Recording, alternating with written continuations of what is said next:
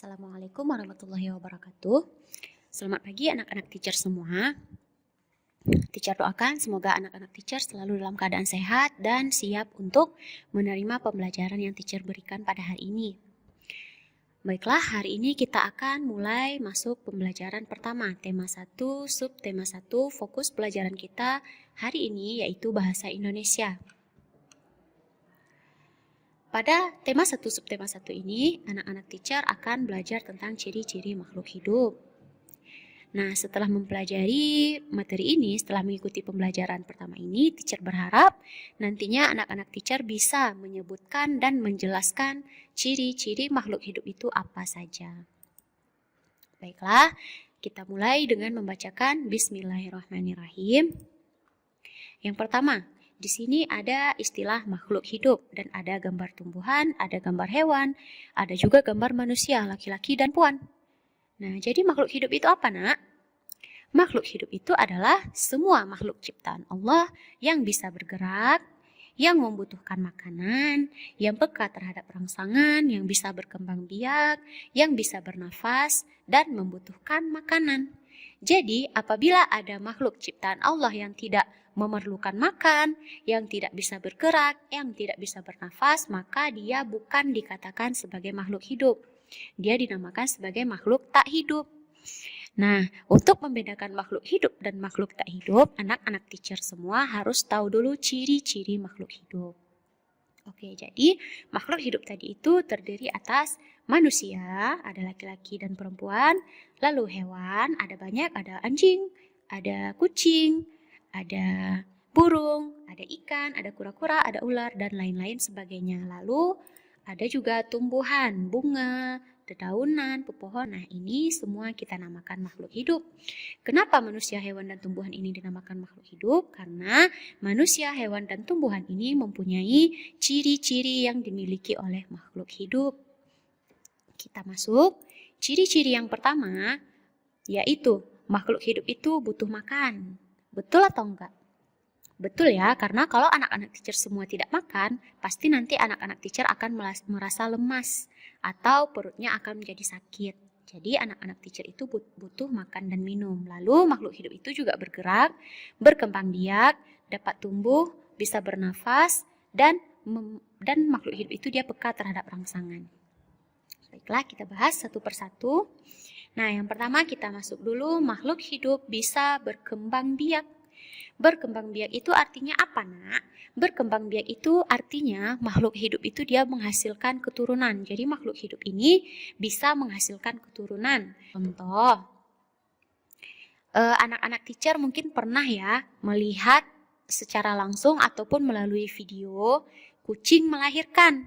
Nah, kucing melahirkan itu, induk kucing dia melahirkan beberapa ekor anak kucing. Nah, induk kucing tadi kita sebut bahwa induk kucing itu bisa berkembang biak. Artinya dia bisa menghasilkan keturunan berupa anak-anak kucing. Tujuannya untuk apa? Agar keturunan dari induk kucing tadi itu tidak punah. Jadi keturunannya itu bisa lestari. Jadi kalau misalkan induk kucingnya itu mati, otomatis anak-anaknya masih ada untuk melanjutkan keturunan kucing tersebut. Paham, Nak ya?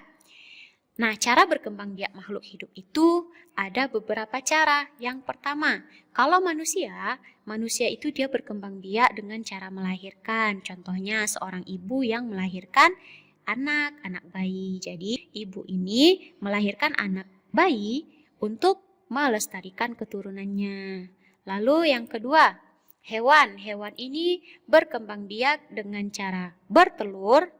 Yang kedua, dengan cara melahirkan, dan ada juga hewan yang berkembang biak dengan cara bertelur dan melahirkan. Kalau yang bertelur ini contohnya angsa, ayam, dan ikan. Lalu yang kedua, hewan juga berkembang biak dengan cara melahirkan atau beranak, nama lainnya itu vivipar. Contoh hewannya kucing, gajah, dan orangutan. Lalu, selain ovipar dan vivipar, selain bertelur dan melahirkan, hewan juga bisa beranak dan bertelur atau namanya ovovivipar. Contohnya ular dan kadal. Lalu untuk tumbuhan itu berkembang biak secara alami dan secara buatan. Kalau secara alami contohnya melalui nas, yaitu tumbuhan pisang. Kalau secara buatan itu dengan cara cangkok, contohnya pohon jambu dan pohon jeruk. Itu merupakan ciri makhluk hidup yang pertama, yaitu berkembang biak. Kita masuk ke ciri-ciri makhluk hidup yang kedua, yaitu makhluk hidup dapat tumbuh. Tumbuh ini artinya makhluk hidup itu mengalami perubahan dari kecil menjadi besar. Contohnya, anak-anak teacher ketika TK dan ketika sekarang kelas 3 otomatis tingginya pasti bertambah ya. Nggak mungkin anak-anak teacher itu bertambah pendek. TK misalkan tingginya 100 cm, nanti pas kelas 3 ini tingginya menjadi 80 cm. Itu tidak mungkin ya. Nah, kita perhatikan gambar pertama, manusia bertambah tinggi dan berat badan. Ini dari dedek bayi. Bertambah tinggi sedikit menjadi anak-anak, bertambah tinggi sedikit lagi, lalu menjadi remaja, bertambah lagi, lalu menjadi orang dewasa. Ini merupakan bukti bahwa manusia itu dapat bertumbuh dan berkembang, bertambah tinggi badan dan bertambah berat badan. Lalu yang kedua kita perhatikan ini adalah ayam. Ayam ini mulai dari telur menetas, mengeluarkan bayi ayam, lalu bayi ayam tumbuh menjadi anak ayam sehingga menjadi ayam dewasa. Proses dari telur menjadi ayam dewasa ini membuktikan bahwa ayam atau hewan itu mengalami pertumbuhan dan perkembangan. Lalu pada tumbuhan, ini kecambah toge ya. Kecambah kacang padi. Awalnya tidak mempunyai akar dan daun. Lalu mulai tumbuh akar, lalu mulai tumbuh daun sehingga menjadi besar, tumbuh akar dan daun. Jadi pada manusia, hewan dan tumbuhan ini memiliki ciri-ciri yang kedua yaitu makhluk hidup dapat tumbuh. Jadi manusia, hewan dan tumbuhan ini betul kita kategorikan sebagai makhluk hidup. Lanjut, ciri-ciri makhluk hidup yang ketiga. Makhluk hidup bisa bernafas. Bernafas itu merupakan kegiatan menghirup oksigen dan mengeluarkan karbon dioksida. Jadi ketika anak-anak teacher menarik napas, itu berarti anak-anak teacher menghirup oksigen. Dan ketika anak teacher membuang nafas, itu berarti anak-anak teacher menghembuskan karbon dioksida. Di sini teacher sajikan bagannya. Ini ketika kita menarik nafas, yang kita tarik itu adalah oksigen. Nah, oksigen ini berasal dari dedaunan atau pepohonan yang rimbun yang dihasilkan oleh proses fotosintesis. Lalu ketika kita mengeluarkan nafas, yang keluar itu adalah karbon dioksida. Nah, karbon dioksida yang kita keluarkan ini dimanfaatkan kembali oleh tumbuhan untuk berfotosintesis. Jadi tumbuhan itu dia mengambil karbon dioksida yang kita keluarkan, lalu mengeluarkan oksigen yang kita butuhkan. Jadi kita saling kerja dengan tumbuhan. Oleh karena itu anak-anak teacher harus merawat tumbuhan agar stok oksigen di sekitar anak-anak teacher itu tidak habis. Nah, makhluk hidup ini bernafas menggunakan alat pernafasan. Alat pernafasan makhluk hidup itu yang pertama ada paru-paru, yang kedua ada insang, yang ketiga ada trakea, yang keempat ada kulit. Nah, kita masuk ke contoh yang pertama. Manusia bernafas dengan paru-paru. Kucing juga bernafas dengan paru-paru. Lalu ada ular ini bernafas dengan kulit. Lalu ada ikan ini bernafas menggunakan insang namanya. Lalu ada kupu-kupu. Nah, kupu-kupu ini bernafas menggunakan trakea. Jadi trakea ini merupakan alat pernafasan yang digunakan oleh serangga. Contohnya kupu-kupu. Selain kupu-kupu juga ada belalang, kecoa juga bernafas menggunakan trakea. Yang terakhir ada tumbuhan. Tumbuhan ini nafas menggunakan mulut daun yang terletak pada daunnya. Alat pernafasannya itu atau mulut daunnya itu kita namakan dengan stomata. Lalu ciri-ciri makhluk hidup yang keempat yaitu peka terhadap rangsangan. Peka terhadap rangsangan ini maksudnya makhluk hidup itu dia bisa menanggapi perubahan-perubahan yang terjadi pada lingkungan di sekitar. Contohnya yang pertama, manusia. Manusia ini memiliki beberapa bagian tubuh yang peka terhadap rangsangan. Teacher contohkan, mata anak-anak teacher tadi yang sudah ikut Zoom sudah mempraktekkan kalau ketika anak teacher menutup mata, otomatis anak teacher tidak bisa melihat apa-apa. Ketika anak teacher membuka mata, maka anak teacher akan bisa melihat apa yang ada di hadapan anak teacher. Itu merupakan Contoh bahwa mata anak-anak teacher itu peka terhadap rangsangan berupa cahaya. Jadi ketika ada cahaya, anak teacher bisa melihat apa saja yang ada di depan anak teacher. Ketika tidak ada cahaya, anak teacher tidak bisa melihat apa-apa. Contoh lainnya, telinga. Tadi teacher minta anak-anak teacher itu menutup telinga ya kan. Ketika anak teacher menutup telinga, anak teacher tidak akan mendengarkan apapun yang teacher bicarakan atau yang teacher omongkan. Nah, ketika anak teacher membuka telinga, anak teacher akan mendengarkan kembali apa yang teacher bicarakan. Itu merupakan contoh bahwa telinga anak teacher itu peka terhadap rangsangan berupa suara atau bunyi. Di sini bunyinya itu berupa suara teacher. Lalu, terakhir, kulit anak-anak teacher itu dia peka terhadap sentuhan dan juga suhu. Contohnya ketika tadi pagi baru bangun, pasti anak-anak teacher semua merasakan kedinginan ya kan? Karena suhu di pagi hari itu lebih rendah sehingga anak-anak teacher merasakan kedinginan. Yang merasakan kedinginan itu adalah kulit. Jadi kulit ini peka terhadap rangsangan sentuhan dan juga suhu udara. Lalu, ini adalah hewan keong atau bekicot. Ketika keong atau bekicot ini kita pegang atau kita dekati, nanti kepala bekicot atau kepala keong ini akan masuk ke dalam cangkangnya. Ini merupakan contoh bahwa bekicot atau keong akan memasukkan kepalanya ke dalam cangkang. Karena bekicot atau keong ini dia peka terhadap rangsangan, karena dia merasa terancam ya. Jadi ada rangsangan, dia merasakan rangsangan ada orang mendekati dia atau ada hewan lain yang mendekati dia. Jadi dia melindungi diri dengan cara memasukkan kepalanya ke dalam cangkang. Lalu ada tumbuhan putri malu. Nah, tumbuhan putri malu ini ketika kita sentuh daunnya, maka daunnya itu otomatis akan menguncup. Ini merupakan contoh bahwa tumbuhan itu peka terhadap rangsangan, yaitu rangsangan sentuhan. Jadi putri malu ini peka terhadap rangsangan, ketika dia disentuh dia akan menguncupkannya. Lanjut, ciri-ciri makhluk hidup yang kelima, makhluk hidup itu bergerak. Betul nggak makhluk hidup bergerak?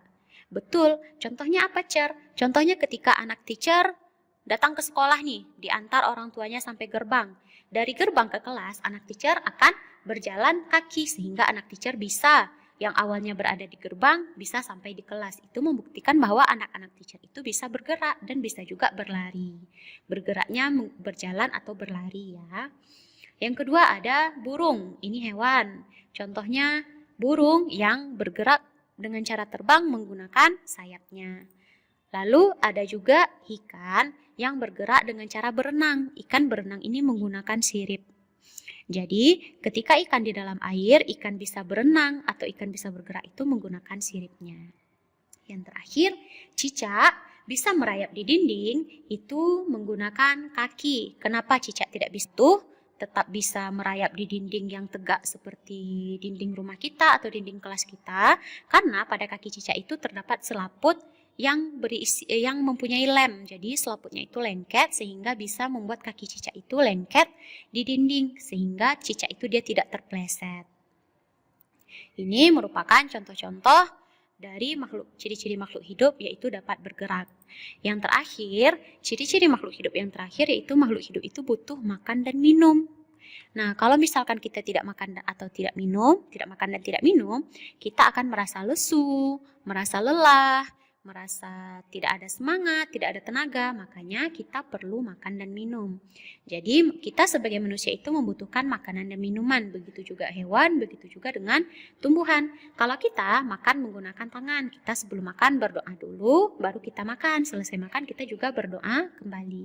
Kalau hewan, makan menggunakan mulut langsung. Ada hewan yang menggunakan mulut langsung ya, contohnya kucing. Kucing kan tidak menyuap sendiri, menggunakan tangan ke mulut ya, tetapi mulutnya langsung mengambil makanan yang ada di piring. Nah, hewan ini jika tidak makan, hewan juga akan menjadi sakit dan lama-lama akan mati. Begitu juga dengan tumbuhan. Tumbuhan ini makan melalui zat-zat yang ada di dalam tanah. Jadi ketika anak-anak teacher menyiram tumbuhan, air tersebut akan diserap oleh tanah, kemudian tanah akan mengeluarkan zat-zat yang dibutuhkan oleh tumbuhan yang akan diserap oleh akar tumbuhan.